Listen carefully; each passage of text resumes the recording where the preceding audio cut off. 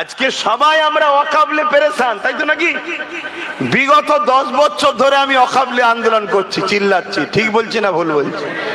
কিন্তু এই 10 বছরে সব থেকে বেশি যদি আমার বিরোধী হয়ে থাকে, এক শ্রেণীর মোল্লা মৌলী সাহেব আমার বিরোধী করেছে।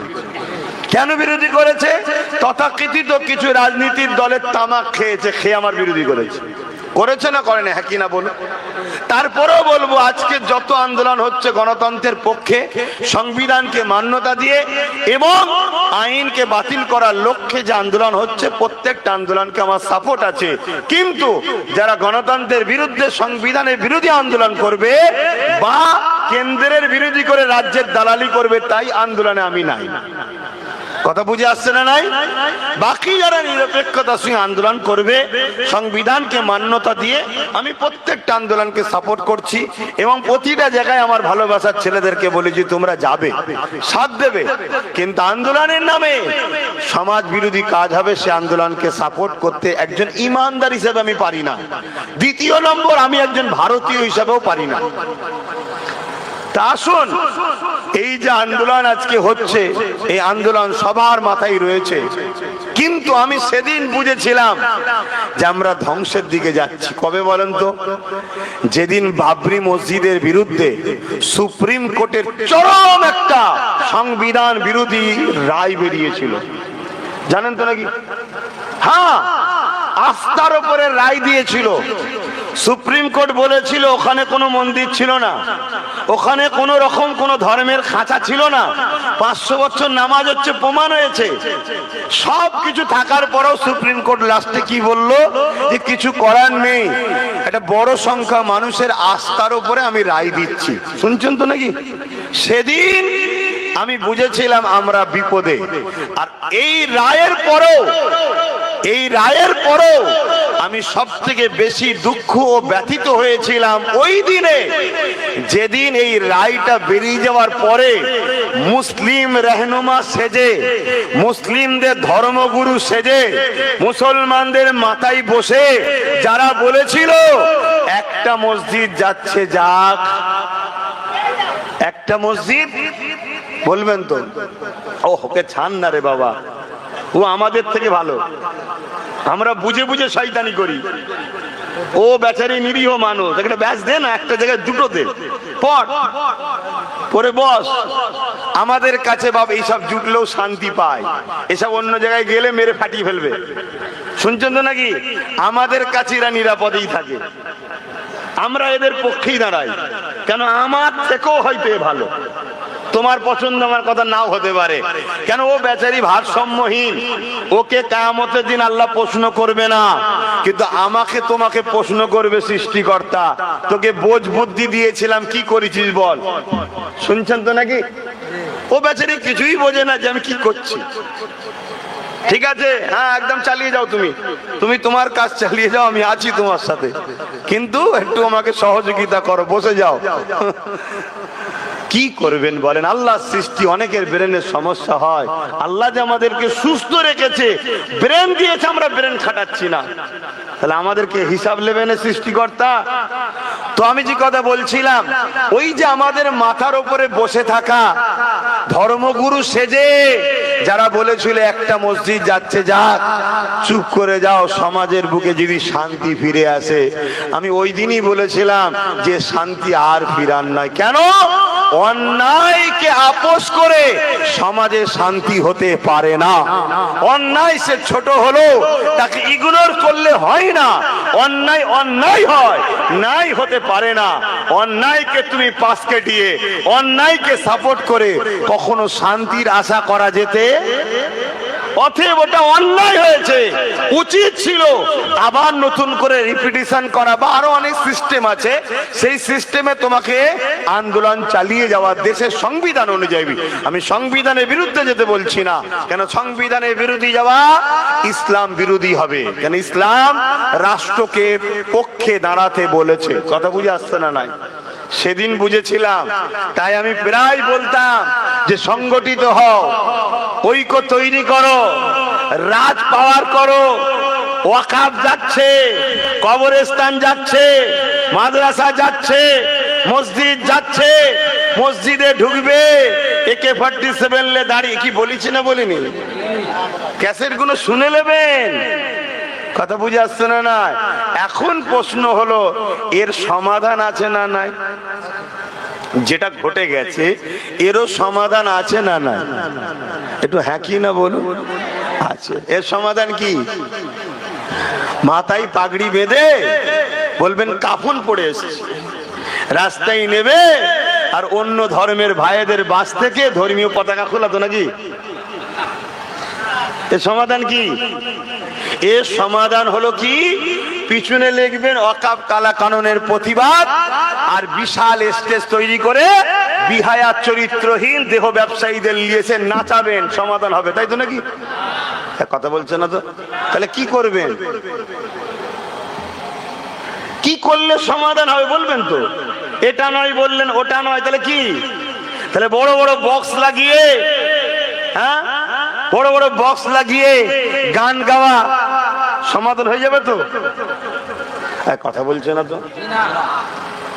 আমার কথায় কষ্ট হয়ে গেল?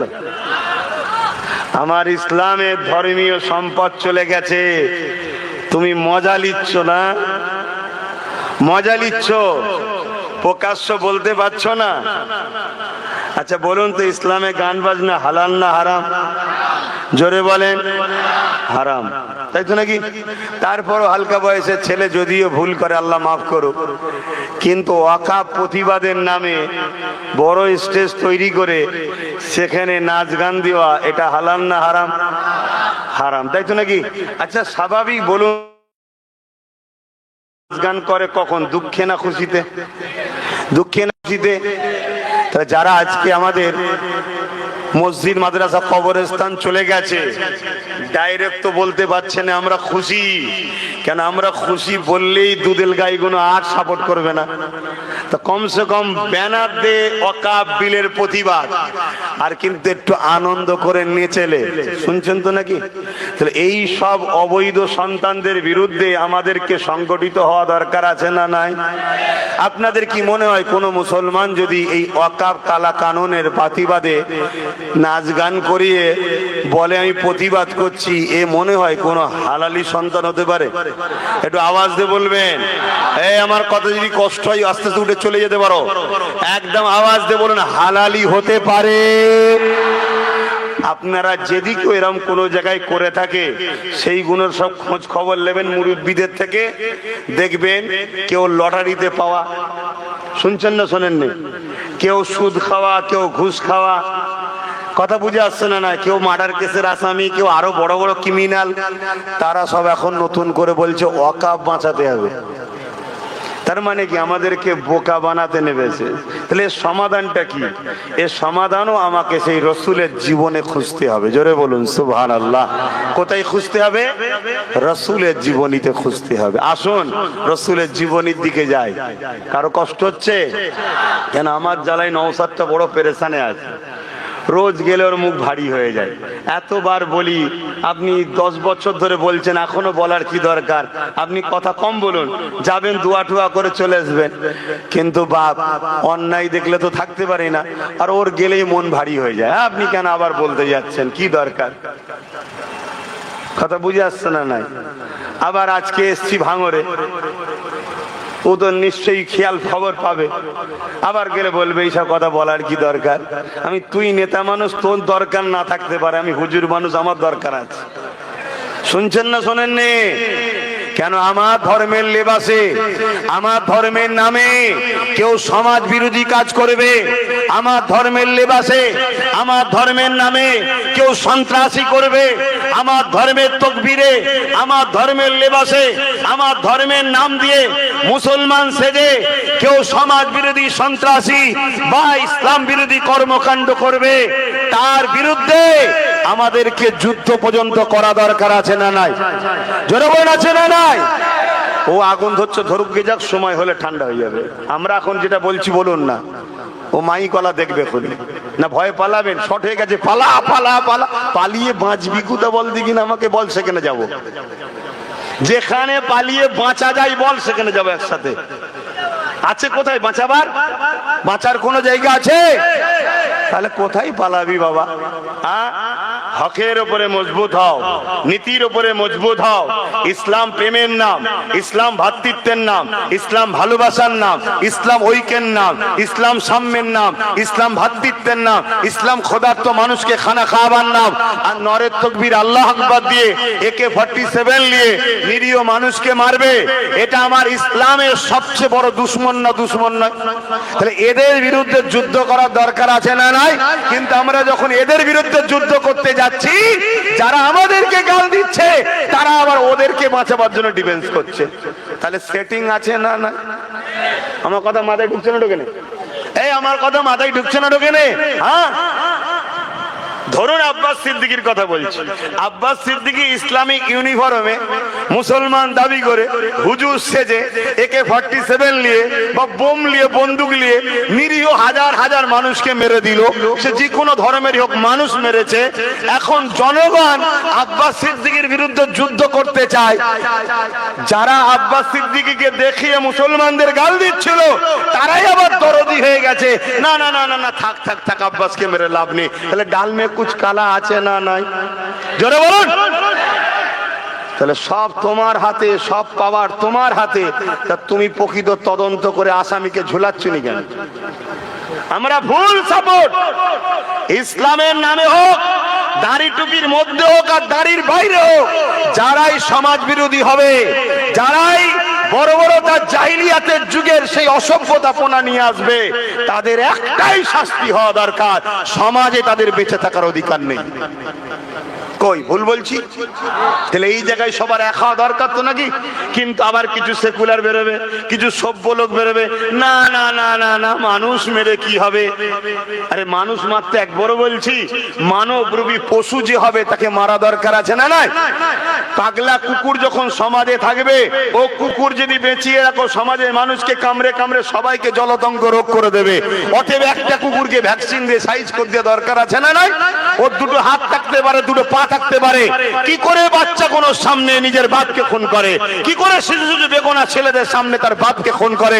জানতে হবে মানুষের সুরাতে এই চতুষ্পদ জন্তু সিংহ বাঘের থেকেও খারাপ, হিংস্র জন্তুর থেকেও খারাপ।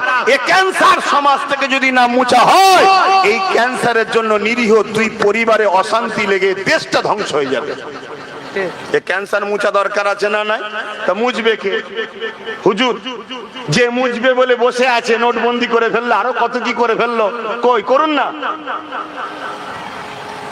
মনে রাখবেন, যে ডাল দিয়ে ভূত ছাড়াচ্ছি সেই ডালেতেই ভূত বসে আছে। ভূত যাবে তো যাক, আসুন সে মুসলিম নাম দিয়ে হোক আর অমুসলিম নামে হোক, আমি একটাই বুঝি, আমার যেটা বুঝা সেটা আপনাদেরকে দিচ্ছি। অন্যায়ের সাথে সৃষ্টিকর্তা নাই, জালিমের সাথে সৃষ্টিকর্তা নাই।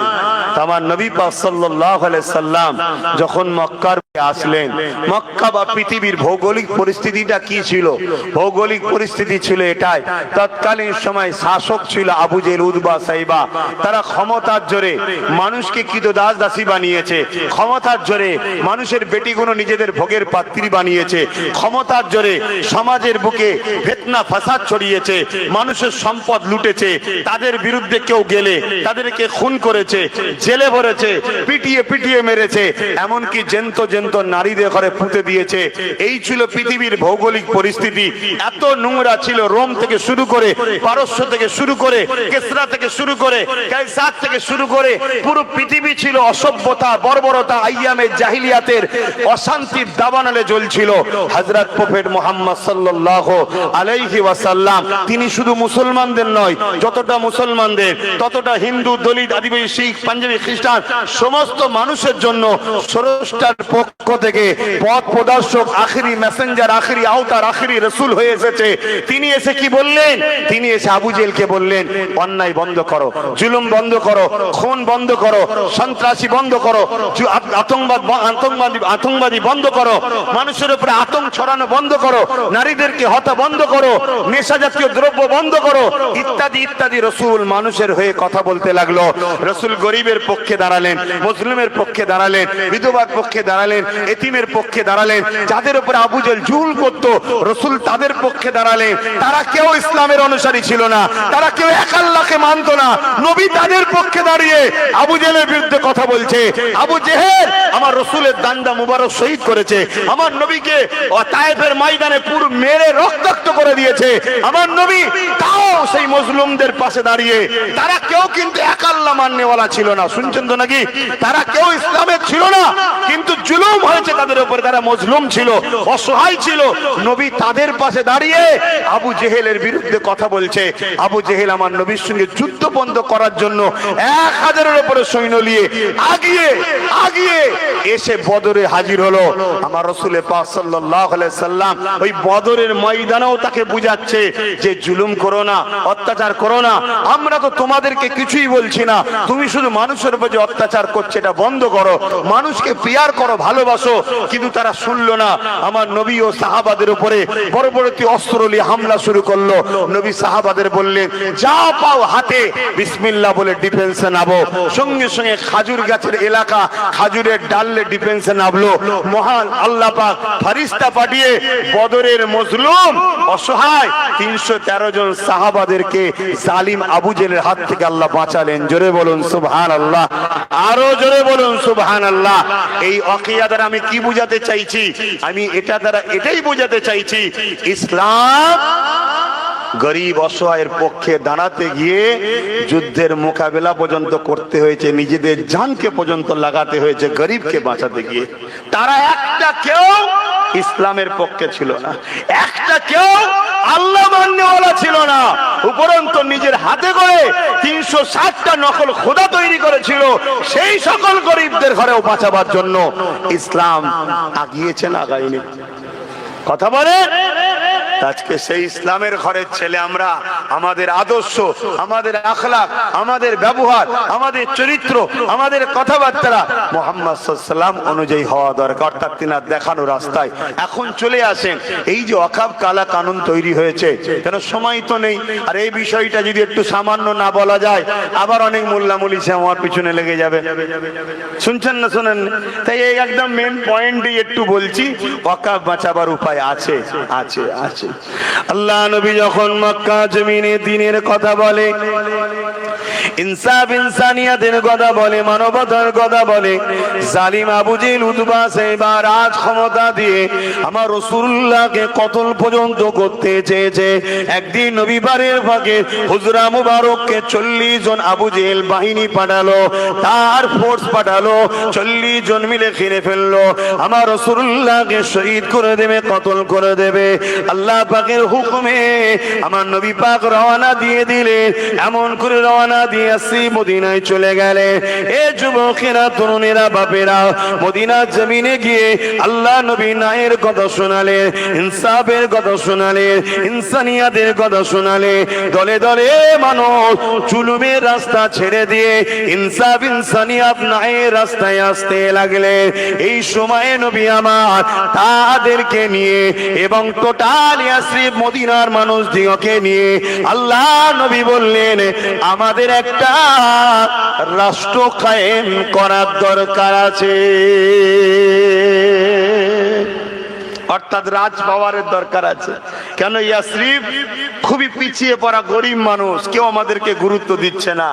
নবী যে সময় বলছে ওই সময় মদিনায় সংখ্যা গুরু হলো ইহুদি। সংখ্যা গুরু কারা? ইহুদি। 70% ইহুদি ছিল মদিনায়। আল্লাহ নবী ইহুদিদের ধর্মগুরুদের ডাকলেন, ইহুদিদের নেতাদের ডাকলেন, অগ্নি উপাসক, মূর্তি পূজারী সবাইকে ডাকলেন। ডেকে এক জায়গায় বসলেন যে আমাদের রাষ্ট্রের নিরাপদ, মদিনাকে একটা রাষ্ট্র বানিয়ে এর নিরাপত্তার জন্য আমাদেরকে ঐক্য হয়ে থাকতে হবে, না হয় সবাই আমাদেরকে ক্ষতি করবে। এর জন্য একটা ঐক্য দরকার।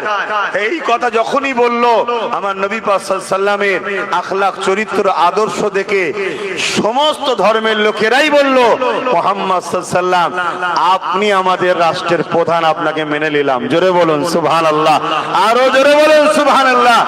আমার নবী পাক একটা সনদ লিখলেন, সনদ তৈরি করলেন, সেখানে ধর্মের বিষয়ে জুলুম করা, বাড়াবাড়ি করা ইত্যাদি ইত্যাদি, সর্বধর্মের মানুষ মিলেমিশে থাকা, মানুষের অধিকার দেওয়া, মানুষের যার যেটা পাওনা তাকে পৌঁছিয়ে দেওয়া, এ সব কিছু লিখে একটা রাষ্ট্রীয় সনদ তৈরি করলেন, করে নবী রাষ্ট্রের প্রধান হলেন।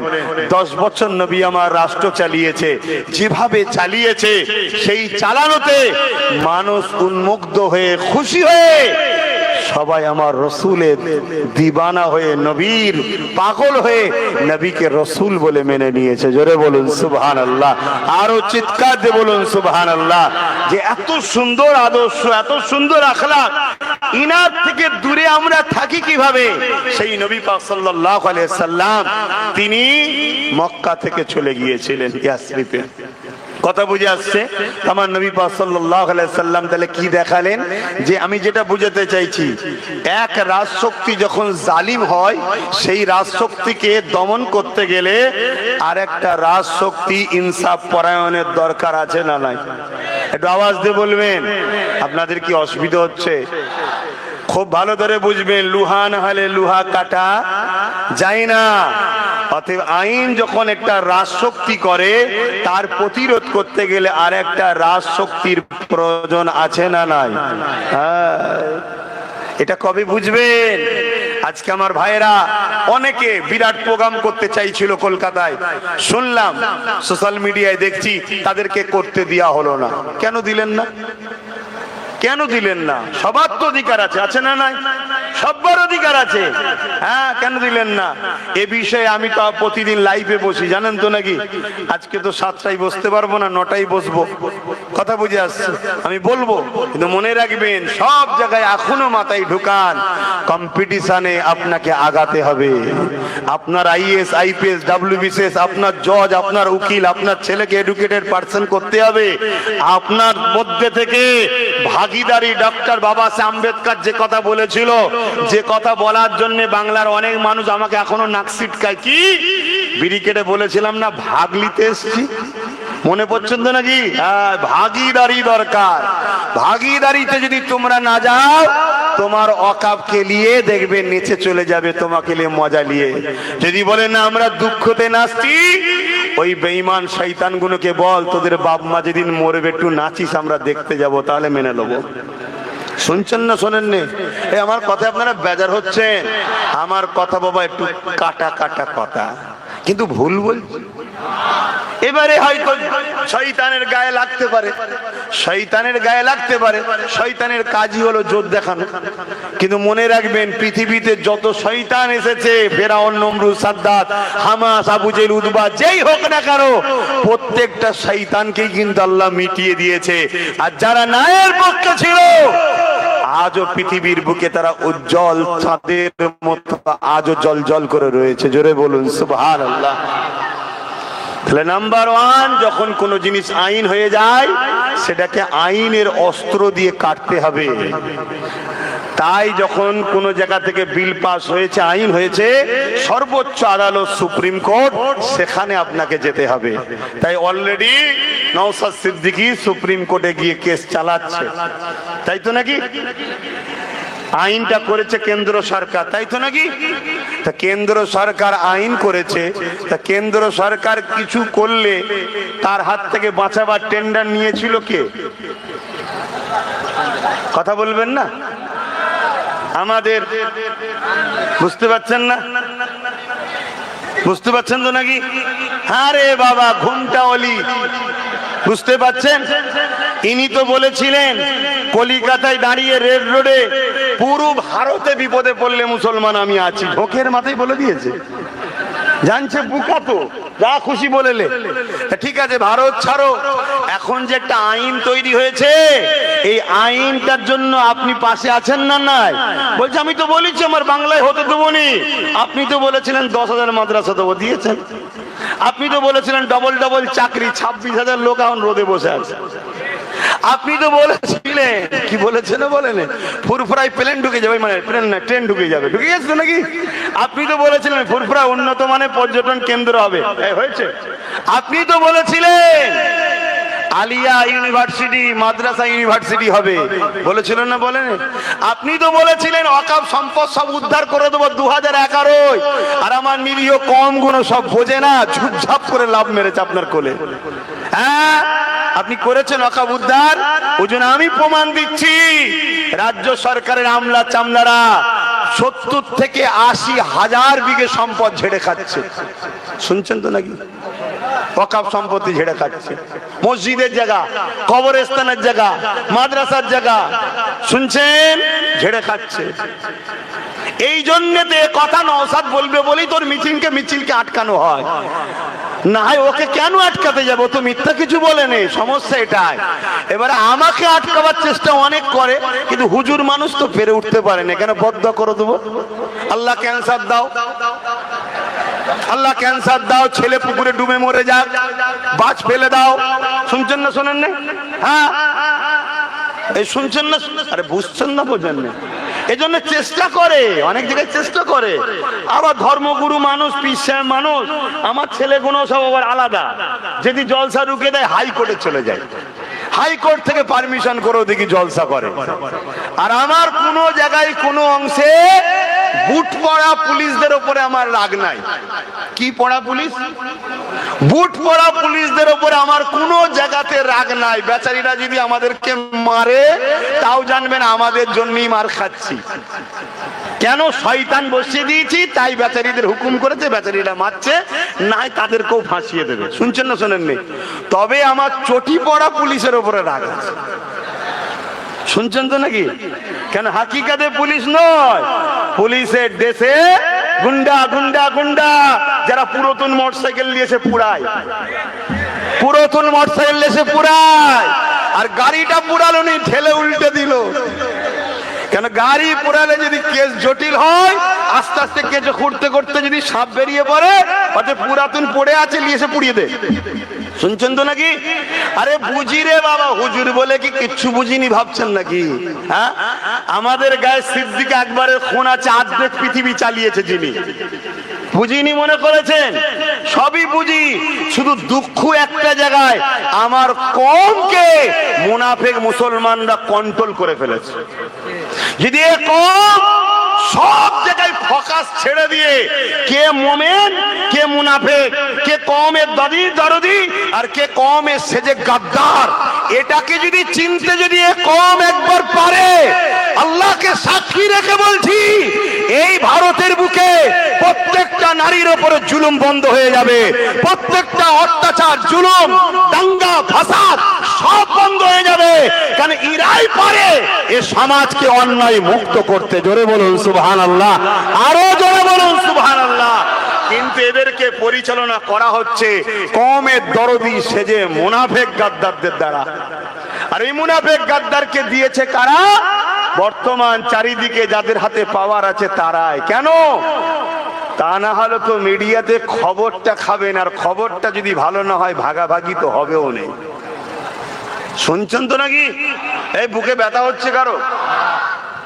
গরমের সময় বেশি ব্যথা হলে নিয়ে স্টক হয়ে যাবি, শেষকালে বিপদ হয়ে যাবে, হার্ট অ্যাটাক হয়ে যাবে। আমার কথা কি কিছু ভুল লাগছে নাকি? ভুল লাগলে বলবেন ভাই, তাহলে আমি শুধরে নেবো। আর যদি মনে হয় ঠিক হচ্ছে, ও আপনার গায়ে যদি ফুসকাও পরে আমার কিছু করার নেই। কেন? আপনার একজনের চামড়া বাঁচাতে গিয়ে আমার দেশের ক্ষতি হতে দেওয়া যাবে না। আপনার একজনের চামড়া বাঁচাতে গিয়ে আমার দেশের পিছিয়ে পড়া মানুষেরকে ক্ষতি করা যাবে না। তো ভাইয়েরা আমার খুব ভালো করে শোনেন, তাহলে নাম্বার 1 ওয়াকফ বাঁচাবার রাস্তা কি? আইনের যখন হয়েছে, আইনের অস্ত্র দিয়ে কাটতে হবে, তাই সুপ্রিম কোর্টে চলছে। কিন্তু আমি জানতে চাইছি, সুপ্রিম কোর্টে আমি কেস করা, তুমি কেস করা, আর একজন এমএলএ কেস করার মধ্যেও পার্থক্য আছে না? নাই? এমএলএ এর কেস মানে অনেক পাওয়ার বেশি। আচ্ছা, এমপির কেসের পাওয়ার বেশি না কম? হ্যাঁ, এমএলএ এর কেসের বেশি পাওয়ার না কম বেশি? বেশি। তাহলে স্বাভাবিক, তাহলে এমএলএ যখন কেস করছে এমপিরও কেস করা দরকার, ঠিক না বেটি? কিন্তু যদি কেউ ওয়াকফকে মনে প্রাণে ধ্বংস করতে চায়, সে কখনো কেস করবে? করবে না। দ্বিতীয় নম্বর কথা, এমপির কেসের পাওয়ার বেশি না সিএম এর কেসের পাওয়ার বেশি? তাহলে আমার রাজ্যে সিএম এর কেস করা দরকার আছে না? না, ঝগড়া করার দরকার বলছি না, ভালোবেসেই বলেন না, বুবুজান বলেন আর খালা খালাজান বলেন, আম্মাজান বলেন, আর দিদি জান বলেন, যা খুশি বলতে মন যায় বলেন, বলে একটু আদর করেই বলেন না যে কেসটা করেন না। কি দরকার আছে না নাই? আমার সঙ্গে নাই ভালো সম্পর্ক নেই, কেন আমাকে দেখতে পারে না। কথা বুঝছেন না বোঝেন না? একদম উল্টো দিকে তো আমি। কথা বুঝছেন না বোঝেন না? কিন্তু যাদের সঙ্গে খাতির টাতির আছে, একসাথে দেখা গেল কত ইমাম মলি সাহেব হুজুর টুজুর সব দেখলেন না, একটু বলা দরকার আছে না নাই? ঝগড়া করতে বলছি যে আপনি একটা কেস করুন, আমাদের বিপদে আপনি সাথ দেবেন না। বন্ধু তো সে যে বিপদে সাথ দেয়। এই কেস করার দরকার আছে না নাই? 8টা রাজ্য কেস করেছে, আপনি কেস করলে সমস্যা কিসের? তাহলে এক হলো আইনের অস্ত্র দিয়ে দিতে হবে, কিন্তু সে জায়গায় কেস করছে না। দ্বিতীয় নম্বর, কিভাবে রুকা যাবে? যে ক্ষমতায় তারা বিল পাস করেছে সংখ্যা গরিষ্ঠতা দেখিয়ে। তাই তথাকথিত যারা সেকুলার বলে, তাদের সবাইকে একসাথে নিয়ে আমাদেরকে পার্টনারশিপের রাজনীতি করতে হবে। সংখ্যা গরিষ্ঠতা হয়ে ওই জায়গায় বসতে হবে। একদিন যাক, দুদিন যাক, 10 দিন যাক, 20 দিন, 1 বছর, 2 বছর, 10 বছর যাক, আবার সংখ্যা গরিষ্ঠ হলে পাওয়ারের জোর দেখিয়ে, যেমন তুমি বিল করে নিয়েছো জুলুম করে, আবার আমি আমারটা ফিরিয়ে নেব। বলুন ইনশাআল্লাহ। পারা যাবে না? যাবে না। দ্বিতীয় অপশন। 3 নম্বর অপশন কি? আন্দোলন বাড়াতে হবে। কি বাড়াতে হবে? আন্দোলন। মাথা যত বাড়বে দিল্লিতে তত আসর পড়বে। তাহলে আন্দোলন দরকার, বিশাল আন্দোলন দরকার, ব্যাপক আন্দোলন দরকার, ঘন ঘন আন্দোলন দরকার, বিশাল বড় বড় জমায়েত দরকার আছে না না? এখন এই আন্দোলন করতে গিয়ে কেউ যদি বলে দিল্লি চলে যাও, শুনছেন তো নাকি? তাহলে এই কথাটা মনে রাখার দরকার আছে না নাই? এখন এর উত্তর দিবার দরকার আছে কি? কিন্তু উত্তরটা আপনাদের শিখিয়ে দিচ্ছি। ঠিক ভোটের সময় এলে বলবেন ভোটটা দাও, অমনি বলবেন দিল্লি চলে যাও। বলা দরকার আছে না নাই? যারা ইমানদার তারা বলবে, আর যারা আজকের দিনে ওয়াকাফকে নিয়ে নিজেদের ফায়দা লুটতে চাইছে হারামখোররা বলবে না। যারা ইমানদারের জবাব দেবে কিন্তু টাইমে। কি দেবে? আপনি আমায় দিল্লি দেখেছিলেন না আমার মসজিদ মাদ্রাসা কবরস্থানের সময়, তো এখন আপনি দিল্লি যান। কি দরকার আছে না নাই বলার? আমি কিছু ভুল বুঝাচ্ছি? চলে আসো। তাহলে কি হবে? আন্দোলন করতে হবে। আন্দোলনটা কিন্তু সংবিধানের মধ্যে থেকে, গণতন্ত্রের পক্ষে থেকে, এবং এই আন্দোলনে সর্বধর্মের মানুষকে বুঝাতে হবে। হিন্দু ভাইদের বুঝাতে হবে, ভাই এই আন্দোলন তোমাদের বিরুদ্ধে নয়, এই আন্দোলন হলো কেন্দ্র সরকার সংবিধান বিরোধী যে একটা কালা কানুন করেছে ওর বিরুদ্ধে। একদিকে যেমন সংবিধানকে বুড়াবুল দেখিয়েছে, ধ্বংস করছে, আবার আইনটা হলো সংবিধান বিরোধী। তাই ওই বিরুদ্ধে আন্দোলন করছি ভাই, তোমাদের সঙ্গে আমাদের আন্দোলন নয়। হিন্দু মানে যে ওয়াকফের বিরোধী, এটা আপনাদের মাথায় ঢুকেছে নাকি? তাহলে 192 232 জন যে ভোট দিয়েছে ওয়াকফ কালা কানুনের বিরুদ্ধে, তার মধ্যে 192 জন হলো অমুসলিম এমপি ভোট দিয়েছে। তারা এই ওয়াকফ কালা কানুনকে চায়নি। কতজন? 192 জন অমুসলিম ভোট দিয়েছে কালা কানুন চলবে না। তাহলে তারা আমাদের সাথে আছে না নাই? কথা বলুন। তাহলে আমাদের আন্দোলনটাকে আন্দোলনের মতো করতে হবে না? হবে না? সর্বধর্মের মানুষকে আন্দোলন করতে হবে। সেখানে আন্দোলনে শুধু মুসলমান আর শুধু মৌলী সাহেব নারে তাকবীর, আল্লাহু আকবার, নারে তাকবীর, এটা তো চাইছে নারে তাকবীর, তোরা নেমে যা। আর অমুসলিম পাড়ায় বিজেপি গিয়ে বলবে দেখ মোল্লারা কেমন খেপেছে, আমাদেরকে লিয়ায় গাড়ি ফাড়ি সব ভেঙে দেবো বোল্ডুজার দিয়ে। এটা তো চাইছে, আর তোমরা সেই পাতা ফাঁদে পা দিচ্ছ। কথা মাথায় ঢুকছে না? ঢোকে না? তাহলে আন্দোলন যেখানে হবে সেখানে মুসলমানও থাকবে, অমুসলিমও থাকবে, হিন্দু থাকবে, খ্রিস্টান থাকবে, আদিবাসী থাকবে, সব মানুষকে রাখা দরকার আছে না নাই? এই যে এত সব সেকুলার নেতা, সেকুলার দল, সেকুলার মানুষ, তো এটাই তো সেকুলার চিনার সময়। এই আমি কথা বুঝছেন তো নাকি? তারপরে আদিবাসী ভাইদেরকে বুঝাও যে আপনাদের তো 2023-এ জল জঙ্গল সম্পদ কেন্দ্র নিয়েছে, আমাদের 25-এ নিয়েছে। হিন্দু ভাইদের বুঝাও যে আমাদের যেমন আরবিতে বলে ওয়াকফ, আপনাদের ভাষাতে বলে দেবত্ব সম্পদ।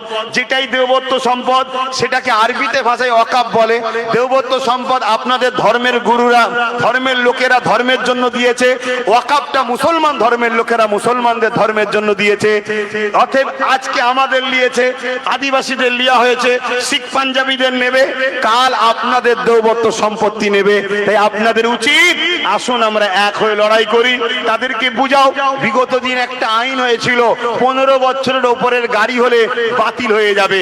এই কথা যখনই বললো, বাস মালিক, লরি মালিক, প্রাইভেট মালিক, সমস্ত গাড়ির মালিকরা আন্দোলনে নামলো।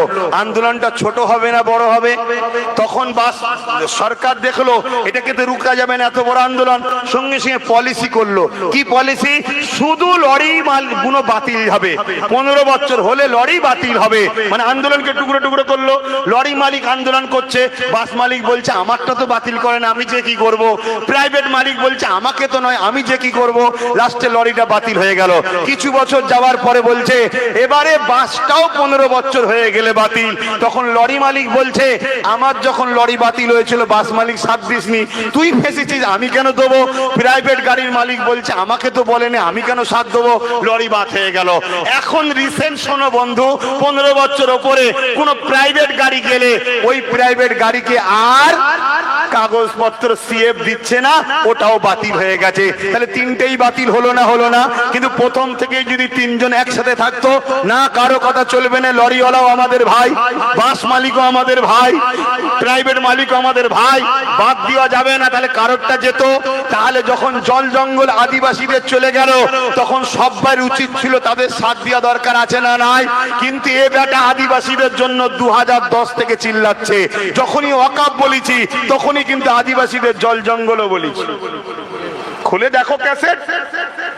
কিন্তু কম তো আমায় গাল দিয়েছে, দিয়েছে না দেয় না? একটু বলবেন তো। এটা রিসেন্ট দেখলাম কলকাতায় দাড়ি টুপিওয়ালা কম, আমার ভাই সে আমার বাপ তুলে গাল দিচ্ছে। আহা, আমার বাপ তুলে গাল দিচ্ছে। এর রিয়াকশন কি আমিও গাল দেবো? না। দুটো কথা বলবো, আল্লাহ যদি তাকে হেদায়েত নসিব থাকে হেদায়েত করে দিক, আর যদি হেদায়েত না থাকে তার সৃষ্টি সে বিচার করুক। কথা ঠিক না বেঠিক? তো ভাইয়ের আমার, তাহলে এই জায়গায় আমাদের সবাইকে বুঝাতে হবে, বুঝিয়ে আন্দোলন করতে হবে। আন্দোলনটা কেমন করতে হবে? আমাদের কৃষক বন্ধুরা যেমন আন্দোলন করেছে, জানেন তো নাকি? কিন্তু কৃষক বন্ধুদের মতো আন্দোলন করতে গেলে কৃষক বন্ধুদের পিছনে কিন্তু পাঞ্জাব সরকারের সাথ ছিল, শুনছেন? তাই যেসব রাজ্যে সেকুলার সরকার আছে, সে বাম হোক কংগ্রেস হোক, আমার রাজ্যের আমাদের দিদিমণি হোক, প্রত্যেক সরকারের উচিত তো নাকি যারা এই কালা কানুনকে অপছন্দ করে আন্দোলনকারীদের সাথ দেওয়া দরকার আছে না নাই? কিন্তু সাথ দেওয়া তো দূরের কথা, আমরা তো দেখলাম এর উপরে আটকে মানুষগুলোকে মারলো। আর যে ছেলেটা মাইক্রোফোন দিয়ে লোককে বুঝাচ্ছিল যে তোমরা ঘরে চলে যাও, এখানে তোমাদেরকে থাকতে নিষেধ করছে তোমাদের ভাইজান নওশাদ, তাকেও দেখি তুলে নিয়েছে। অর্থাৎ পুলিশের হেল্প করছে যে পুলিশ তাকেও তুলছে। শুনছেন না শোনেন? মানে এমন একটা মহল তৈরি হচ্ছে, আগামী দিন পুলিশেরও হেল্প যাতে সাধারণ মানুষ না করে, এই মেসেজটা যারা গদিতে বসে আছে তারা তৈরি করছে। এটা বুঝতে হবে আমাদেরকে। তাহলে এই জায়গায় দাঁড়িয়ে থেকে তিনটে অপশন, আইন হয়ে গেলে আইনের অস্ত্র দিয়ে কাটো। দ্বিতীয় নম্বর হলো যে ক্ষমতায় তারা আইন তৈরি করেছে ওই রাজ ক্ষমতা আমাদেরকেও তৈরি করতে হবে, ঠিক না বেটি? এবার যদি বলেন আমি কি করে করবো, কেন? যারা বলছে বিল মানি না সেই সব সেকুলার দলকে লাও, একসাথে হও। যদি একসাথে না হতে চাই জানতে হবে ধান্দাবাজ, একে বাদ দাও। শুনছেন? নিয়ে এক জায়গায় হয়ে করতে হবে। শেষ হচ্ছে আন্দোলন। আন্দোলন সংবিধানের রাইট, তবে সংবিধান বিরোধী নয়, সমাজ বিরোধী নয়, দেশের সম্পদ ক্ষতি করে নয়, প্রশাসনের উপরে কোনো আক্রমণ করে নয়, প্রশাসনের উপরে খারাপ ব্যবহার করে নয়, নিরীহ অন্য মানুষের ক্ষতি করে নয়। ঘন্টার পর ঘন্টা রোড অবরোধ করে রেখে দিয়ে ওই রাস্তায় হাজার হাজার গাড়ি জাম পড়ে গেল, সেখানে কত বাচ্চা বিমারে পড়ে আছে, কত মা তার প্রয়োজনে ছুটছে, কেউ ওষুধ কিনতে যাচ্ছে। এটাও কিন্তু মূলত কাজ হবে না। তাহলে কিভাবে করবেন? আন্দোলনের আরো রাস্তা আছে। কথা বুঝছেন না, বোঝেন না? যাদেরকে আমরা মাথায় বসিয়েছি আমাদের সমস্যা সমাধান জন্য, তাদের ঘরের সামনে বলে যাও, তাদের ঘরের সামনে গিয়ে বসে যাও, যা খাবে আমাদেরও খেতে দাও। শুনছেন তো নাকি? ঝগড়া নয়, গোল করে বসে যাও, যা রান্না হবে পাঠাও। শুনছেন তো নাকি? ততক্ষণ উঠবো না যতক্ষণ তুমি আমাদের হয়ে লড়ছো। আন্দোলন হবে না মানে আমি তো কথা বলিনি, আমি কথা বললে উল্টো হয় নাকি সবাই বলে, কিন্তু আমি যেটাকে ধরি তার গোড়া তুলে ছাড়ি। এই তো অকাপ সম্পদ চুচুড়ার মাদ্রাসায় তালা মেরে দিয়েছিল রাজ্য সরকার, জানেন না? জানেন না? হ্যাঁ, ও র‍্যাব নেপিয়েছিল, র‍্যাব চমকাবে আব্বাস সিদ্দিকীকে। ব্যাস এক ডায়লগেই বলছেন না মাথা গরম করতে মানা করো, এক্ষুনি খুলে দিচ্ছি। শুনছেন না শোনেননি? হ্যাঁ, আরে আজ নয় কাল মরতে হবে, আল্লাহ ছাড়া কাউকে ভয় করি না। তবে 100% আবার বলছি, জুলুম ইসলাম করতে নিষেধ করেছে, কখনো জুলুম করি না। কিন্তু তুমি আমার ঘরে তালা মারবে, আমার মাদ্রাসায় তালা মারবে, এটা কি জুলুম না? কথা বলো, তুমি আমার প্রপার্টিকে দখল করবে, এটা কি জুলুম নয়? তোমার এই জুলুমকে মেনে লিয়াটাও হলো ইসলামে হারাম, তাই আমরা মানতে পারি না। তাতে তুমি যদি মনে করো যে আমাকে পিটিয়ে টিটিয়ে আমাদেরকে সাইজ করে দেবে, মনে রেখে দিও আল্লাহ মশা পাঠিয়ে নমরুদকে সাইজ করে দিয়েছে, আব্রাহা বাদশাকে ছোট ছোট আবাবিল পাখি দিয়ে সাইজ করে দিয়েছে। ইতিহাস শুনে রাখো, পৃথিবীর বড় শয়তান ফেরাউন মিশরে দাঁত কেলিয়ে এখনো পড়ে আছে, নীল নদে চুবিয়ে চুবিয়ে আল্লাহ মেরেছে। মনে রেখে দিও, ওই যে বুশ বলেছিল আমেরিকা থেকে ইসলামকে মুছে দেবো, বুশের কন্যাকেই আল্লাহ কোরআনের হাফেজা বানিয়েছে, কোরআন বুশের ঘরেই আল্লাহ ঢুকিয়ে দিয়েছে। জোরে বলুন সুবহানাল্লাহ। মনে রেখে দিও, চিঙ্গিস খান কম মারা মারেনে, 1 কোটির উপরে মুসলমানকে মেরেছে, 1 লক্ষর উপরে উলামাকে মেরেছে। একদিন 300 উলামাকে মারার কাতার দিয়েছে, প্রথম কাতার মারা হয়ে গেছে, একজন বুজুর্গ ছিল দ্বিতীয় কাতারে চলে গেছে, দ্বিতীয় কাতার মারা হয়ে গেছে, বুজুর্গ তৃতীয় কাতারে চলে গেছে। চিঙ্গিস খান বলছে, হে মুসলমান উলামা তুমি এবার যাবে কোথায়? তখন এই মুসলমান বয়স্ক উলামাটা বলছে আল্লাহ আছে। চিঙ্গিস খান রেগে গিয়ে তার কতলকারী, তার কি বলে জাল্লাদকে বলল, আগে এই বুড়োটার কল্লা উড়া।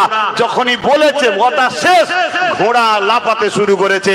সে লাফানো আলাদা লাফানো, লাফাচ্ছা ছুটছে, মারা তো দূরের কথা, সব রাজাকে বাঁচাবে বলে তার পিছনে সৈন্য সামন্ত ছুটছে, ঘোড়াকে রুখতে পারেনি।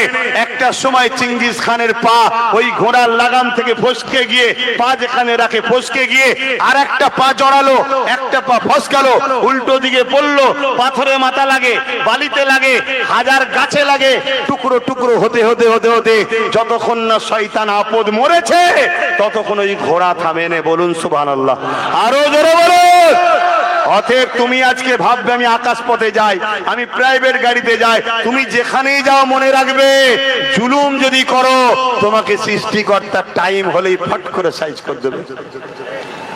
শুনছেন না শোনেননি? সৃষ্টিকর্তা কি শুধু মুসলমানদের? সৃষ্টিকর্তা সবার। তিনি আমাকেও বানিয়েছে, আপনাদেরও বানিয়েছে। হিন্দু, দলিত, আদিবাসী, শিখ, পাঞ্জাবি, খ্রিস্টান সমস্ত ধর্মের মানুষকে কে বানিয়েছে? সৃষ্টিকর্তা।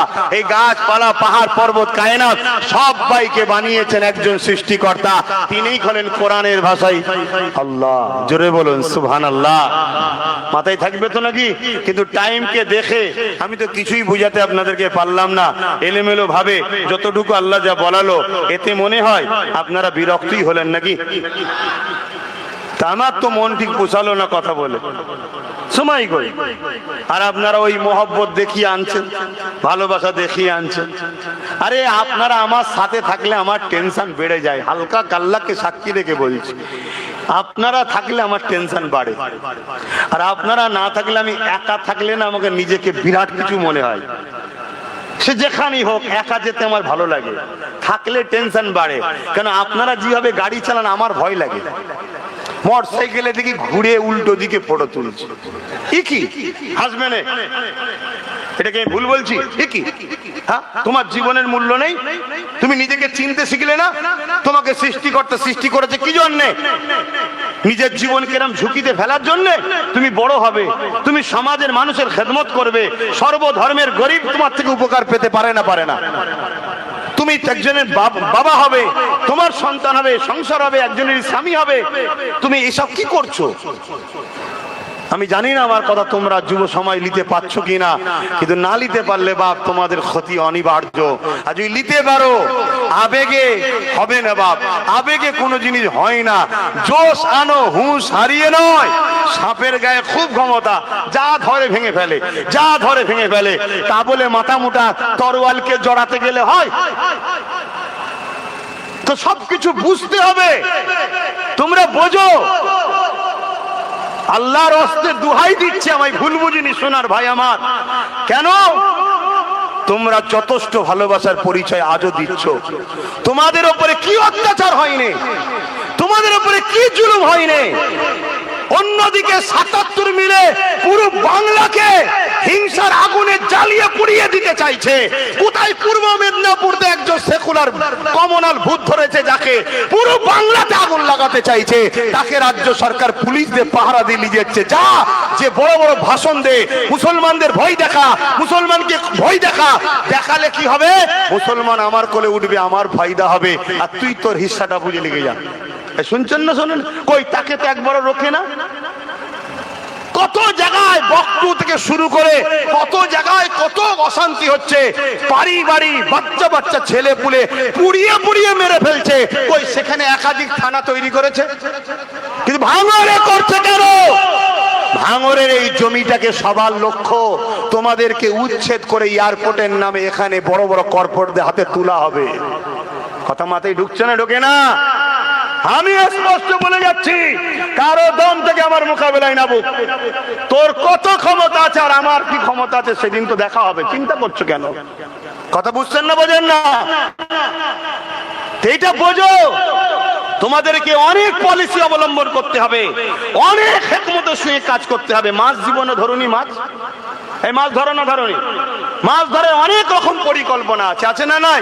যা বুঝার হয় বুঝে নাও, আর যদি বুঝতে না পারো পার্সোনাল দেখা করবে, ভালো করে বুঝিয়ে দেবো। শুনছেন না? শোন, এখানে কি ভাবছেন সব আমার নাকি? হ্যাঁ, এর মধ্যে একটা দুটো মুনাফেক থাকতে পারে না? পারে না? এই কথা বলছে না তো? হ্যাঁ, হয়তো লাগিয়ে বসে আছে ওখানে, শুনছে আর এক শয়তান। শুনছেন না? শোনেন না? হ্যাঁ, আমি সব বুঝি রে বাবা, সব বুঝে বুঝে বুঝে বুঝেই তো 2021-এ হঠাৎ করে খেয়ে দিয়ে কাজ নেই, ছোট বাচ্চা যার এখন ঘুমোবার সময়, খেলা করার সময়, বন্ধুত্ব করার সময়, তাকে আমি বললাম তুই এত বড় দায়িত্বে না রাজনীতি কর, কেন আমি হুজুর হয়ে গেছি, তুই না। আমি বুঝিনি, আমি বুঝি, কিন্তু ভেবে দেখো ওর সাথে যদি আরো গোটা 30 থাকতো, আজকে তোমাদের কত উপকার হতো বলো তো? বলো আমি ভুল বলছি? আর যদি আজকে একটা পায়া থাকতো আমাদের, এই যে বসে আছি, কটা পায়া? হ্যাঁ, ধরুন আমি ঘুমটা হলি, বসে আছি, শুনছেন না? শোনেন না? 3টে পায়া আমার, একটা তোমার, একটা তোমাদের। এখন এই চেয়ারে বসে আমি বেশি তোমাদের বিরোধী করতে পারতাম, কেন? পায়া খুললে কি হবে? তাহলে আমি কি বলেছিলাম মাথায় ঢুকছে? কিন্তু আমার সব থেকে বড় বিরোধী করলো কারা? আমার কওমের মাথায় যারা বসে আছে তারা বিরোধী করেছে না করে না? মোটা মোটা টাকা দিয়েছে, মোটা মোটা টাকা নিয়ে বিরোধী করলো। যাক, এর পরেও বলছি মানুষ মাত্র ভুল হতে পারে। আল্লাহ যদি সুযোগ দেয়, আবার আমি জানি না আর দেবে কি আল্লাহ, আমার জানা নেই। আমি তো খুবই অন্ধ দেখছি, আমি তো পুরো অন্ধকারই দেখছি, বাকিটা আল্লাহ পাক তো সব পারেন। যদি সুযোগ দেয়, মা থেকে শুরু করে, বাপ থেকে শুরু করে, বোন থেকে শুরু করে, ভাই থেকে শুরু করে, মনে রেখে দিও, জীবন বাজি লাগিয়ে হলো, জীবন বাজি লাগিয়ে হলো একটা পায়া তৈরি করার জন্য চেষ্টা করতে হবে না? হবে না? জোরে বলো, হবে না? হবে না? এইটাকে মাথায় গেঁথে লাও, না আগামী দিন আরো ভয়ানক, আরো ভয়ানক। এই যে বসে আছে ছোট ছোট, দেখছো সব কোলে করে বসে আছো, যদি আমার কথা না শোনো, আমি এতটুকু বলে যাই, কমসে কম একটু কাফনটা কিনে রেখে দিয়ে যাও। বাকি আর কিছু বলছি না। তোমাদের পিছনে কি হচ্ছে তোমরা কিছুই জানো না, আর আমি এত কিছু বলে ফেলি বলেই আমাকে রুকার চেষ্টা হয়, কিন্তু আমি ভালোবাসি সব বলে ফেলি। আজকে ঘরে যে আবার কথা শুনতে হবে, আবার শুনতে হবে যে 10 বছর ধরে বুঝি, এখনো শখ মেটেনি আপনার, এখনো বুঝাতে হবে। কিন্তু আমিও বলে ফেলি, কি করব? কিন্তু তোমরা কি আমার কথায় কষ্ট পেলে? বলো, কষ্ট পেলে? তাহলে একটু আসো সালাম দিয়ে এলি, ইয়া নবী।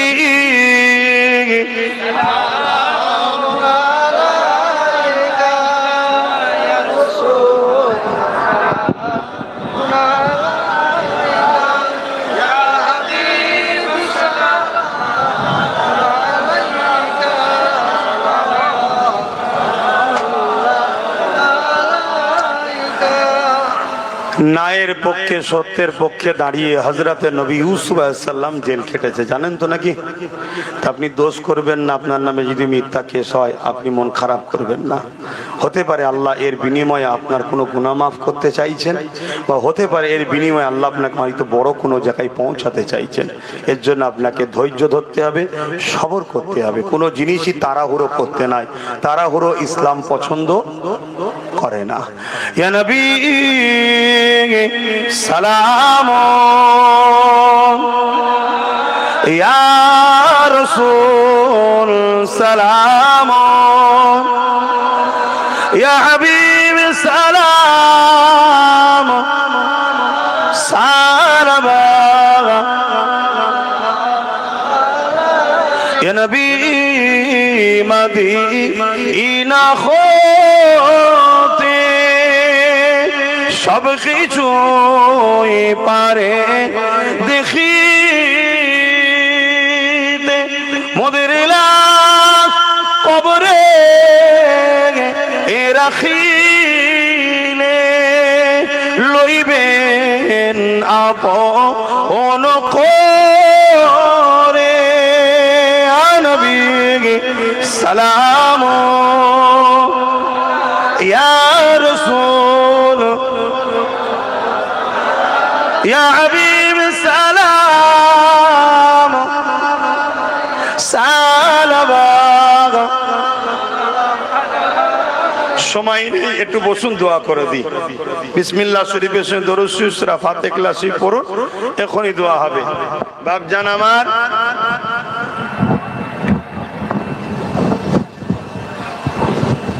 সকলে বিসমিল্লাহ শরীফের সঙ্গে দরুদ শরীফ সূরা ফাতিহা ইখলাস শরীফ পড়ুন, এখনই দোয়া চাওয়া হবে। আর একটা শেষ কথা, সেটা হলো এটাই, শুনছেন আপনারা? ছেলেগুলোকে শিক্ষিত করুন, এই ছোট ছোট বাচ্চাগুলোকে পড়ান, পড়ান, বারবার বলছি পড়ান, এটাকে মাথায় রাখবেন। আসুন আল্লাহ দরবারে দোয়া করি, আল্লাহ আমাদের কামিয়াবি করুক। সকলে পড়ুন বিসমিল্লাহির রহমানির রহিম। আল্লাহ তাআলা আমি জানা অজানা ইচ্ছা ও ইচ্ছা সকল গুনাহ হইতে তওবা করিতেছি। আস্তাগফিরুল্লাহ রাব্বি মিন কুল্লি যামবি ওয়া আতুবু ইলাইহি। আশহাদু আল্লা ইলাহা ইল্লাল্লাহু ওয়াহদাহু লা শারীকা লাহু ওয়া আশহাদু আন্না মুহাম্মাদান